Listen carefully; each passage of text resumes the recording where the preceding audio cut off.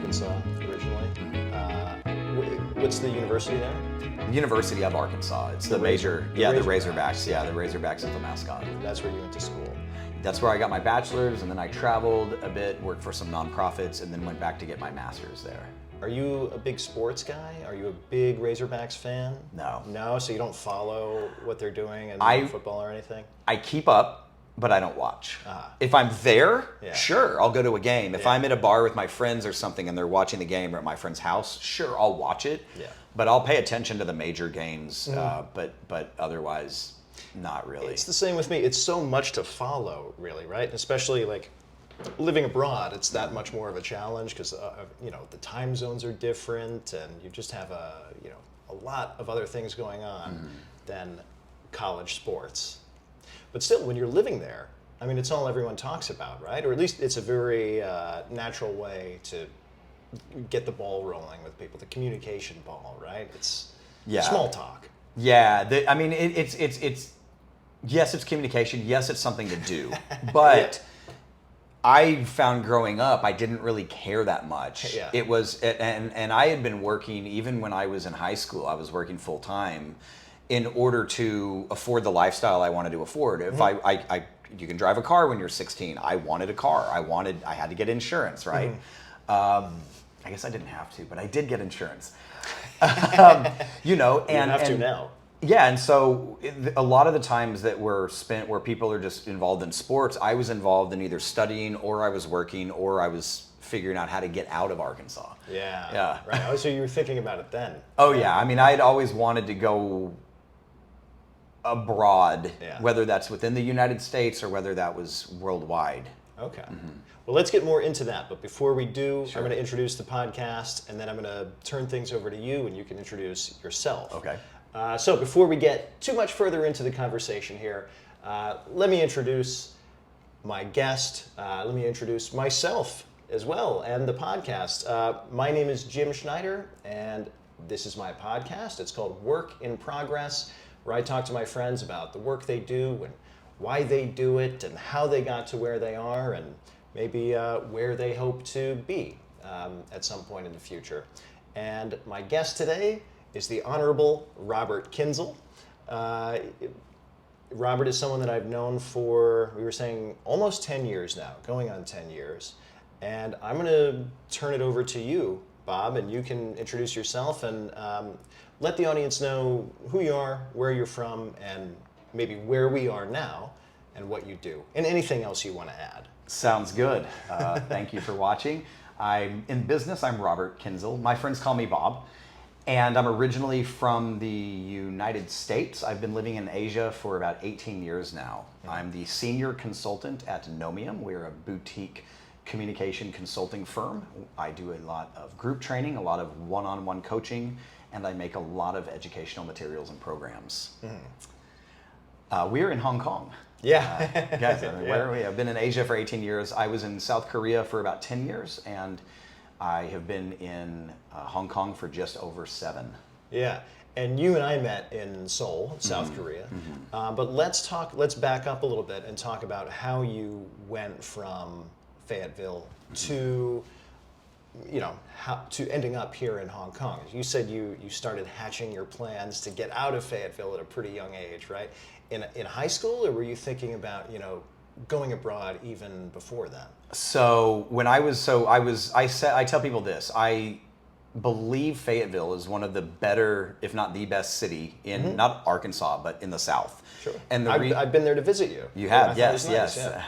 And it is nice. There's a lot of rolling hill mountains. They're actually one of the top mountain bike cities and areas in the U.S. right now because of the extensive network of that. So there's a lot of natural beauty, but I really think the education and the people that come in for the university bring a lot. And also about 20 minutes north are the Walmart headquarters, and then all the other businesses that do business with Walmart. So it's got a kind of a small university town feel, but there is a lot of national and even international influence. And Tyson Chicken is nearby. Tyson too, Chicken right? is the next city north actually. JB Hunt Trucking, huge national trucking companies there. But yeah, when I was in high school, I knew I was going to go to university. And I wanted to go somewhere. I wanted to go to a big city. I was even considering other countries. And then I started looking at the scholarships I was able to get if I stayed in Arkansas, Yeah. you know. And Arkansas is a great university. And, you know, they're Walton College of Business. It's funded by Walmart. A lot of stuff within the university is funded by Walmart or Tyson's. And so I decided to stay. I got my bachelor's degree there. And then I had saved up enough money working throughout university. I took a backpack and I moved to Hawaii. Oh, okay. Where in Hawaii? I traveled to almost every island. The only island I haven't been to is Niihau. It's a privately owned island. But I have been to even Kaho'olawe, which is a very difficult place to get to if you're not working in taking explosives out of the ground. I was there with a nonprofit helping replace some of the soil on the top so the watershed could eventually be rebuilt. Okay. But I lived there. I traveled around for a few months, and then I decided to stay there. I stayed on Maui, and I got a job at the Pacific Whale Foundation, a nonprofit. Found out Maui and Hawaii is expensive, and working in the nonprofit is not really going to get me in life where I want to go. Right. So I said, well, let me move back to what we would call the mainland U.S. I moved to Denver, Colorado. Oh, okay. I didn't know that. Yeah, I explored a few different areas. I explored the insurance area, the sales area, and I had previous management experience, but ultimately I ended up working for another nonprofit, the Clean Water Action. They're a national nonprofit with a lot of local, state organizations. Then I decided, still not happy. What do I do? You know, so another year goes by. And then I decided, let me go back and get a master's. I like training people. I like working with politicians, and I like working with people who talk to the citizens. Let me go back and improve my communication skills. I got a master's degree back at the University of Arkansas. They allowed me to teach there. So I was teaching communication courses, fundamentals. Undergraduate, yeah. So the public speaking course, but also resume writing, interviews, and also just communication theory. Yeah. Does the language we grow up with make our personality, or does our personality make our language? Kind of, you know. Interesting. And then I was going to go to law school, and I had taken some law classes, and I decided I don't want to do this quite yet, but I've never been to Asia.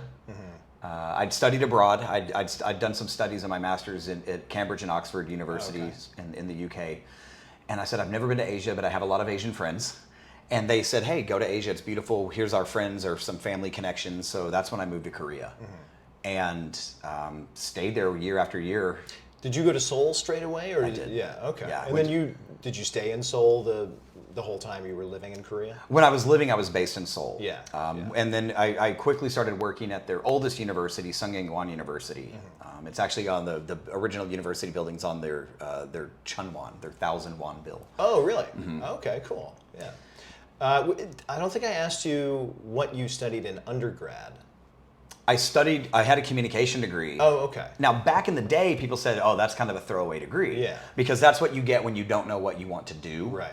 At the same time, I knew it was very flexible. It would allow me to get a good education. It allowed me to focus on certain things. I did focus a lot on political communication, but also a lot on media and how do mass audiences receive messages. If a politician says something or a TV show says something, how does that really affect the minds of the masses?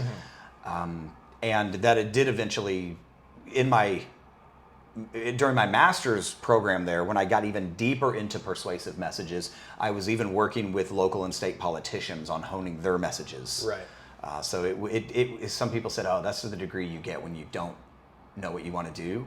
But at the same time, it gives you a variety of things where you could go into that. Whether you take the psychological route, you take the political route, or in my case, university education and teaching, and then eventually corporate communication and consulting. Yeah, so let's talk about how you made a transition from university teaching into corporate training. How did that take shape? Because when did you move to Korea?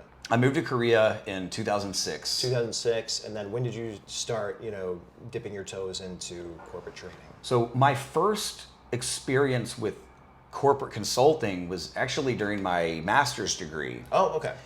Walmart headquarters nearby. Oh, cool.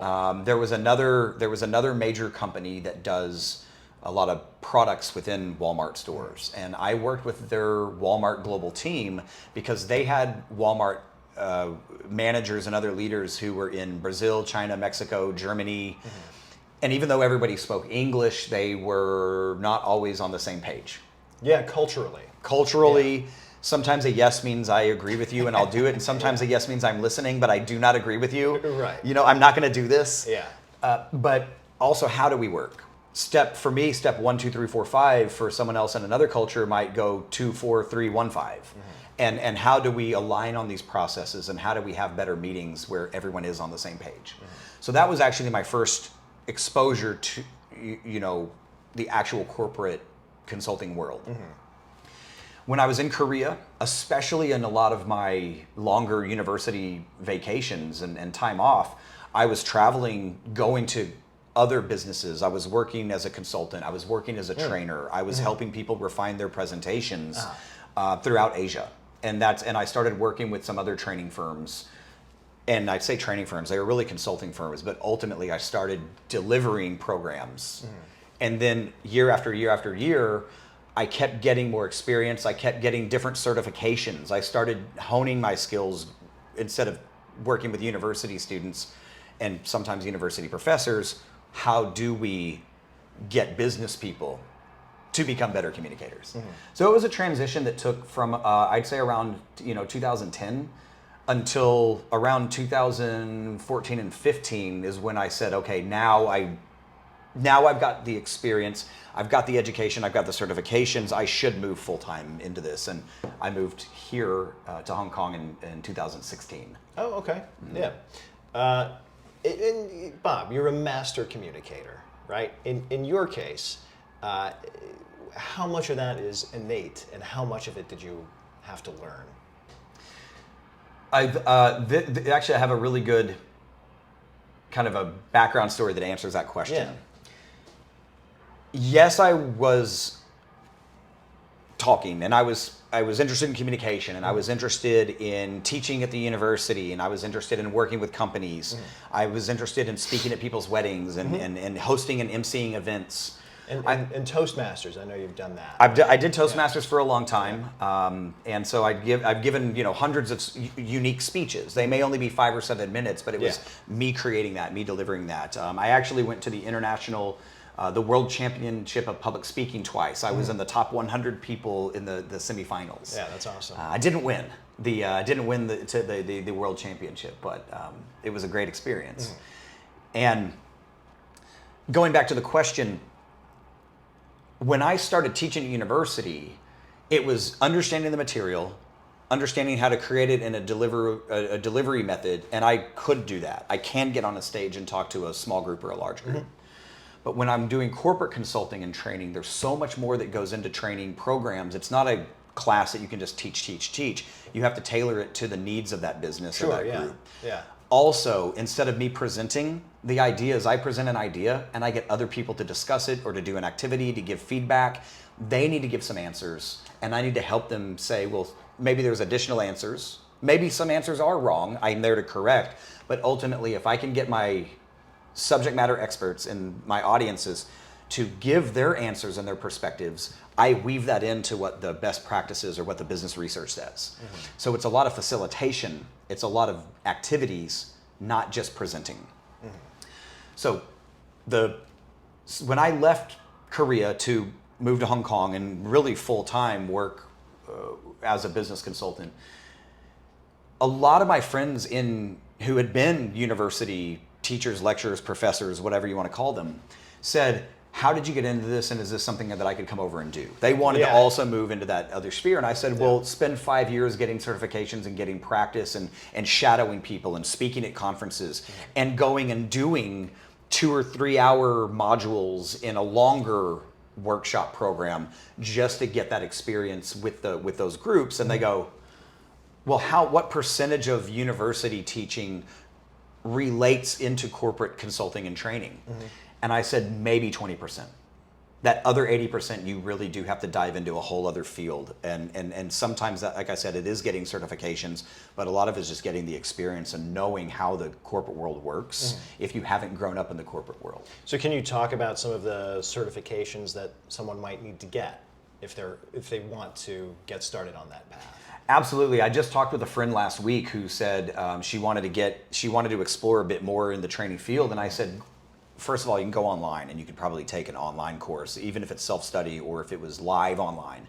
You may do that for a half day or a full day to then dip your toes in the water to see if that's something that would interest you. But ultimately, if you want to learn how to create programs and deliver them and create those interactions, there are wonderful train the trainer programs around the world. One of the nonprofit organizations I do a lot of, I make materials and videos and speak at their conferences is the Association for Talent Development. I tell people, go to the Association for Talent Development and see what their 4-day train the trainer program looks like. But that's just, name dropping a nonprofit. I don't want to do too much. Like, here's hire me. I can do. I do run Train the Trainer. Yeah. But I tell people there's a lot of organizations, whether they're for profit or not. What do you want to get into? If you want to do consulting and training on negotiation, go get negotiation certifications that make you a great negotiator. But then couple that with training certificates, coaching certificates. These might run you $1,000 a day but when it's backed by a major company or a major organization, yes, you're learning some of the best content, but it also looks great on your LinkedIn and your resume. Right. I have this certification. I've been cleared by this company or organization that I can actually do this. And that's just something that we never did in the university space. We learn a lot in the university space, but nobody was saying, here's a certificate from a Fortune 100 company or that you could use with a Fortune 100 company. Yeah, it's a great endorsement, right? Okay. Bob, so you have, you're now in Hong Kong, you're based in Hong Kong, but you're working, all over the place, right? So tell me some of the countries you go to, countries, cities, continents, where you do your consulting and where you train. Well, because I'm based in the APAC region, usually I'm focused physically traveling to other countries within Asia and Australia. That before the pandemic, I was traveling mostly in Asia. Sometimes I would go to another continent or region of the world. But when the pandemic hit and virtually I was working, that actually allowed me to extend a lot of my networks beyond the offices and the countries I was working at within Asia. Yeah. So I say globally, I do have connections and ongoing work on, Asia, Europe mainly, a little bit in North America. Before the pandemic though, because of my travels, because of my work, and sometimes I would travel on my own, but I would find people to consult with.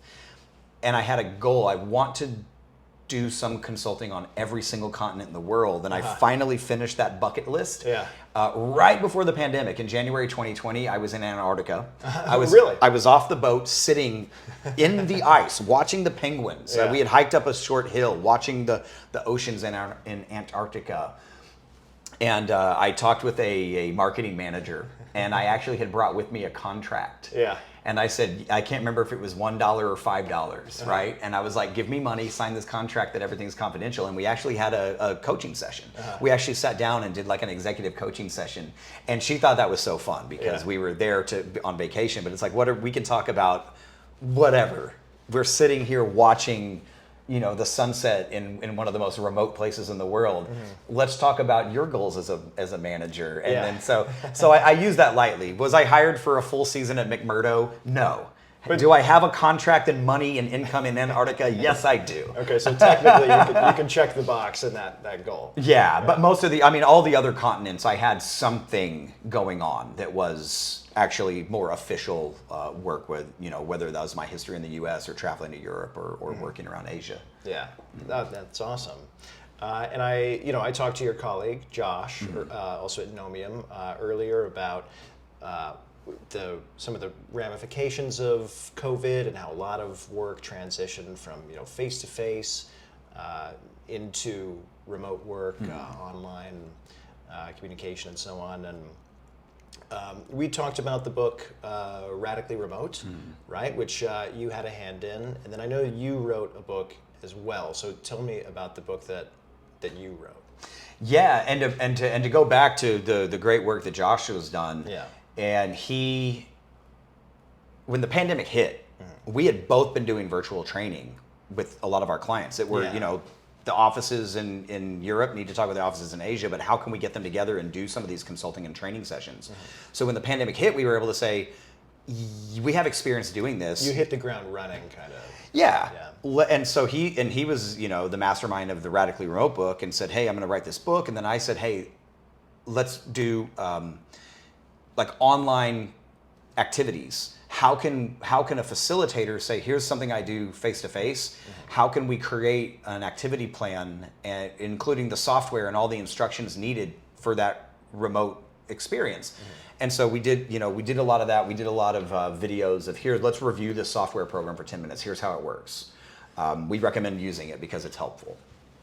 So when people started coming back to the office around the world, hybrid was a thing. Some people still want to work from home. Some people want to work from the office.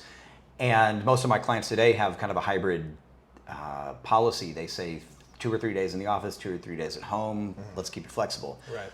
I did not find any extensive books online about doing hybrid facilitation. So I wrote one. Yeah. And so it's everything from, should you be doing hybrid training and facilitation sessions? What are the pros and cons? What should your manager or client know? When you set it up, here's 2 chapters on just the technology you're going to need. If your company's a big company, they probably hire a company to come set that up. Sure. But if you're an individual facilitator, you might need to bring a couple of laptops, a couple of lights, a couple of cameras, microphones. You may need all of this. And here's things to look out for when the technology fails. The instructions on how do we work with the face-to-face and online at the same time, their goals the same, their activities might be the same, but the instructions are different, the software is different, their face-to-face interactions are different than the breakout room. What are all these considerations that we need to make this successful? Because it's really hard, but it can be successful. Sure.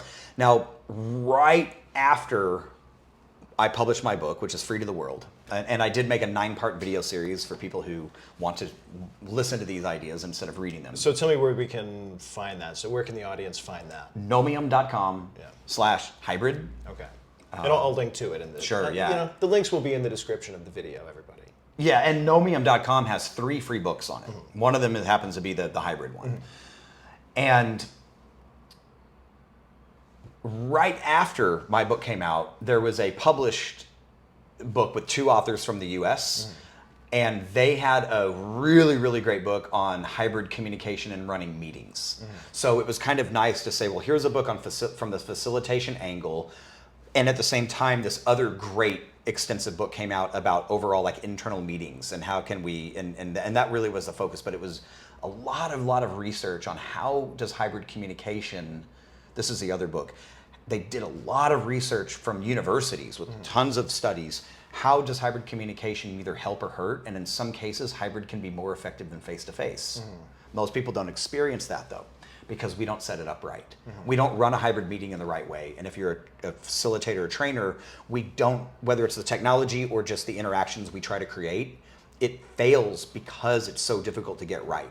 But when it gets right and when it serves a purpose, it can be amazing.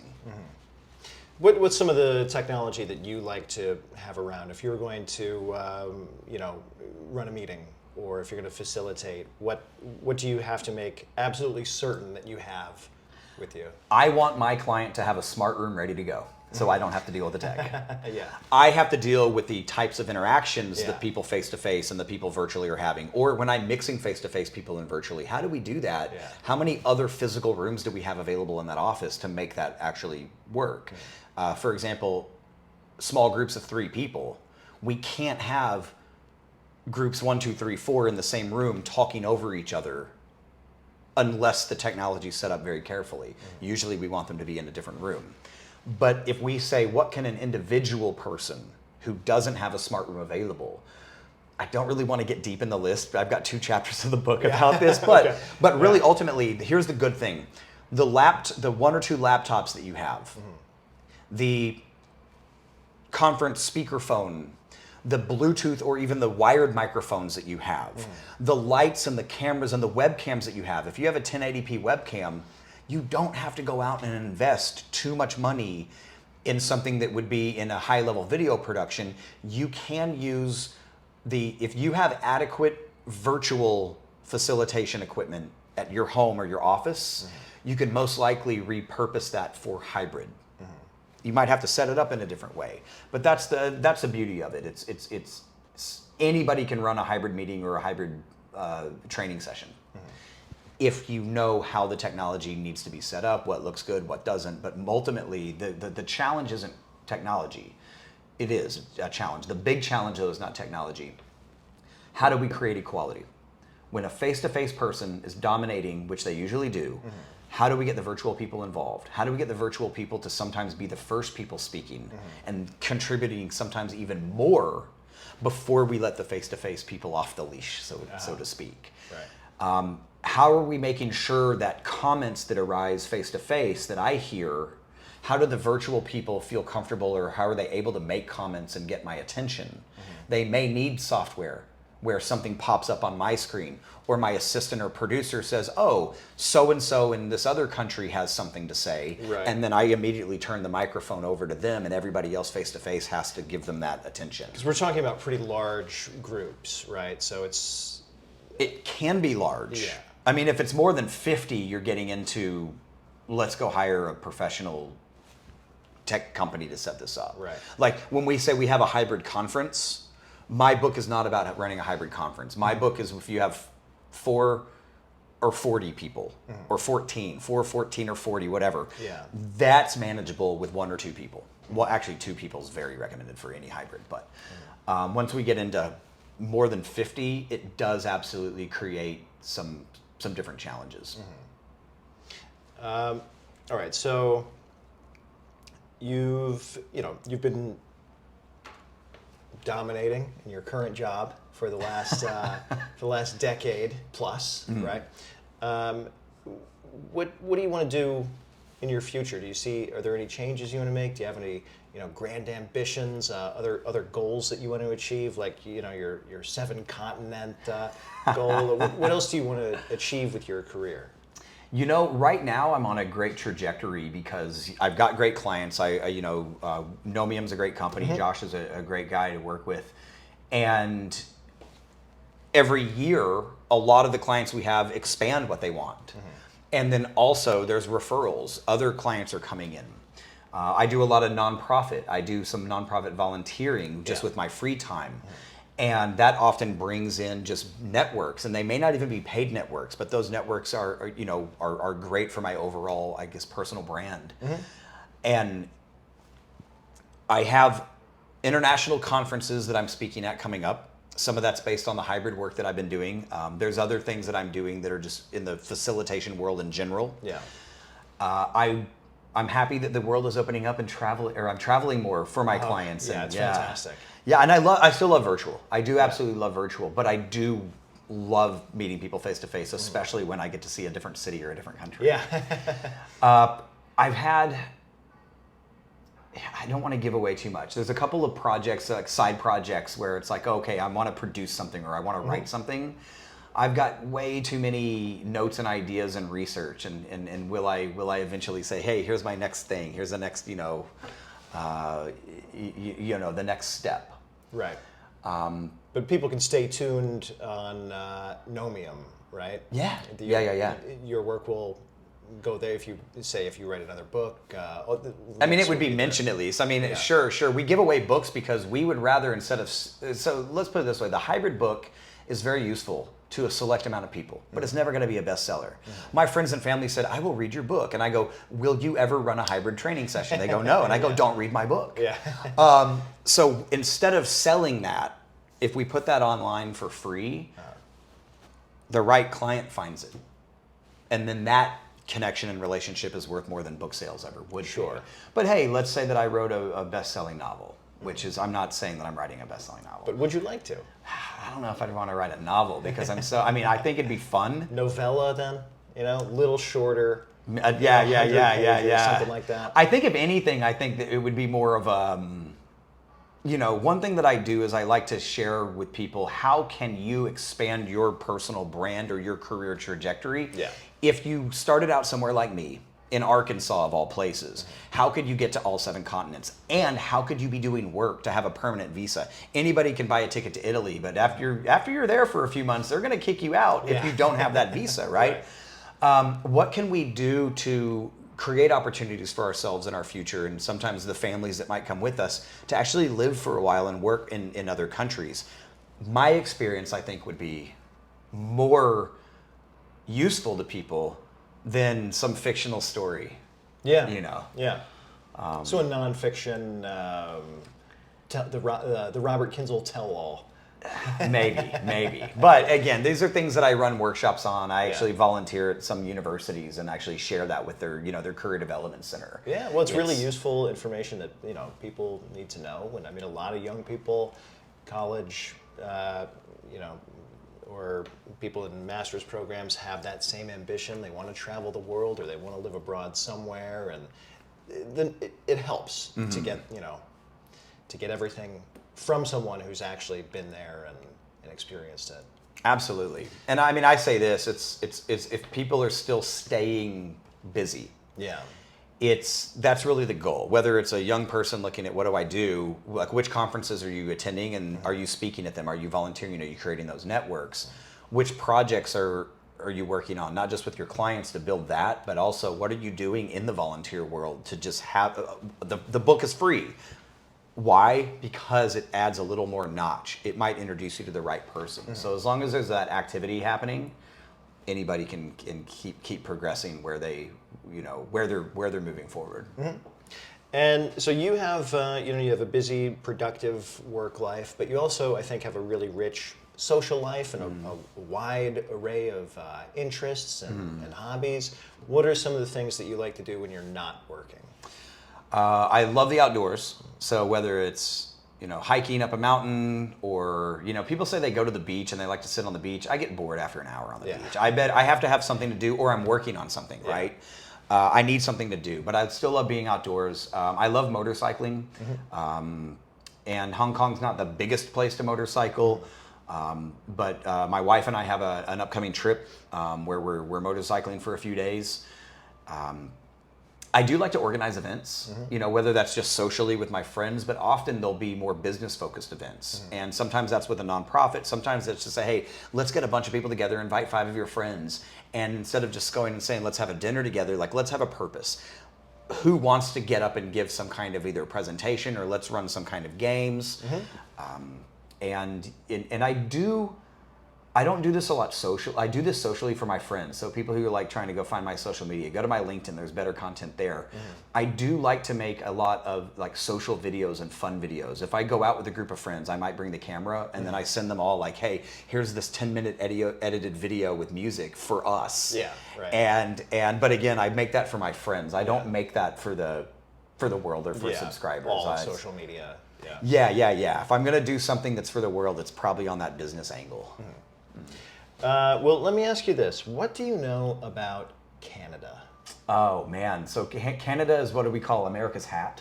I've heard it referred to that. A great hat to have. A great hat to have. The friendliest hat there could possibly be, Yeah, I mean, I've only been to Vancouver. And that's the only place in Canada I've ever been. But that was also on a visit back to the U.S. On the way, I visited some friends in Vancouver. Most of my travels have not been extensively in a lot of the United States, especially the northern areas. Yeah. It's kind of like I went out to the world instead of north. You know more about the outside. Yes. Than North America, maybe. All right, well, regardless, I'm going to test your knowledge of Canada in a little segment that we call Canadian Trivia. Got it. Okay.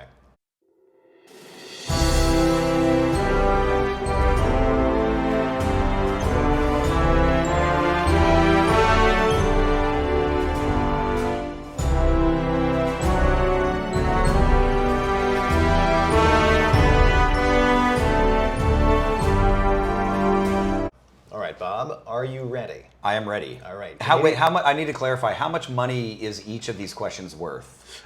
Oh, each question, it's exponentially more money. Okay. And it will start with $5, let's say, and then all the way up to the top. There are 5 questions. You do the math. Are these Hong Kong dollars? Because this makes a difference. Oh, these are Antarctica dollars. Okay, Yeah, okay, you great, remember how great, much great. those are worth. Yes. And it's all pretend money. So there's absolutely nothing on the line here except for your pride. Okay. Question 1. In 2017, which shark from TV's Shark Tank ran for the leadership of Canada's Conservative Party? What's his name? O'Leary. Kevin O'Leary. Kevin O'Leary is correct. He Okay, is all right. the correct shark. Question 2. Name the birthplace and birth year of Canadian singer Alanis Morissette. I used to watch her on it. You can't do that on television. Before she ever became a singer. It was 1974 was the year. Correct. Starts with an O. Not Ontario. Ottawa? Final answer? Yeah. Ottawa. Ottawa it is. Okay, yeah. okay. Ottawa, Canada, 1974. All right. 2 for 2 so far. Question 3.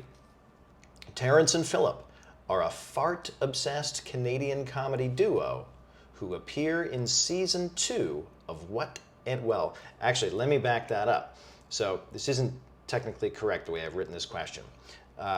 Terrence and Phillip are a fart-obsessed Canadian comedy duo who appear in what animated series? Okay. This one's easy. South Park. I lived in Colorado, so I was like, Yeah, right. for a while I lived in Colorado. Yeah. They appeared. Season 1 is like snippets, and then season 2 they had a full episode. Right. Okay. And you're a fan of the show. It's great. Yeah. Social commentary. I mean, satire. I mean, if we can't talk about it to make fun of your own culture, then we're doing something wrong. Yeah. If you can't laugh at yourself, come on. Yeah. What kind of sense of humor do you have? All right. 3 for 3 so far. Question 4. Brian Mulroney, Kim Campbell, and Jean Chrétien each served during some part of the 1990s as Prime Minister of what country? This is another, it's coming to me. It's one of these other sea countries. It's like Colombia, it could be Cambodia, or I'll go with Canada. It's Canada. Well, this is Canadian trivia. Okay. And you made a wise choice by going with Canada. Okay. That is the correct answer. 4 for 4. Now, everything's riding on this last question, okay? All the maple syrup is at stake here. Question 5. You feeling good? You're feeling confident? Yeah. Feeling loose? Yeah. Okay. Give me more South Park questions. I'm ready. No more of those, unfortunately. Okay. Question 5. Crown Royal whiskey is produced in what country? I do enjoy time to time an American bourbon whiskey. And time to time I enjoy Scotch. And every once in a while I enjoy a nice Crown Royal from Canada. All right, excellent. 5 out of 5. Nice Excellent. job. Thank you very Bob. much. Yeah. Yeah. For only having been to Vancouver once, I got to say, your Canadian knowledge is up there with the best of them. I've got a lot of Canadian friends, and I talk to people. I yeah. talk to a lot of some business people that are in some Canadian cities, but that's the virtual world that keeps me. Oh yeah, that's the beauty of the virtual world. Yeah. So you've traveled virtually to Canada probably quite a few times. Great. Well, the Canadian trivia is kind of the last thing that we do on the podcast, but I want to give you an opportunity to, tell me anything, any final thoughts that you have about your job, your career, your hopes and dreams, or you can address the audience and tell them, give them some inspiring words, or let them know something about yourself that you really want to get out there in the world. Okay, great. Companies that offer training and professional development programs and management or executive coaching are statistically more profitable than companies that don't. So whether you look to my LinkedIn or to the Knowmium website, or you just decide, let's go offer something to my employees, not only does it make them better at their skills and the money that they make, but it also can create some loyalty to that company because they're interested in the employee's professional development. So I would say, don't forget the training in your next yearly budgets. But for me, I have done a lot of interviews as the interviewee. I've also been an interviewer. And I really like this experience. And I think you did a great job because Thank you so much. I'm a critical person and I'm a communication consultant. I could say, let me tell you 3 things that you could have done differently to make this better. And I've got none. It's, really great time today. Wow. Well, bless your heart, Bob. Thank you so much. I really appreciated your doing the podcast. Thanks for taking the time. I know it's going to be beneficial to, to people who are watching. So we appreciate it. Great. Thank you. All right. Thanks, everybody. See you next time. And good night if you're watching the sunset. Good night. Yeah, absolutely. Here's to everybody else who's watching the sunset right now. Thanks, Bob. Cheersing water is bad luck in the Irish tradition, but I'm not Irish. Yeah, I'm German-Irish, so it's only half that. I'm German Czech, so yeah. Are you really? That's where the Kienzle comes from. Kienzle German. My father's side was Kienzle. My mother's side was Novak from Prague, Czech. Oh, no kidding.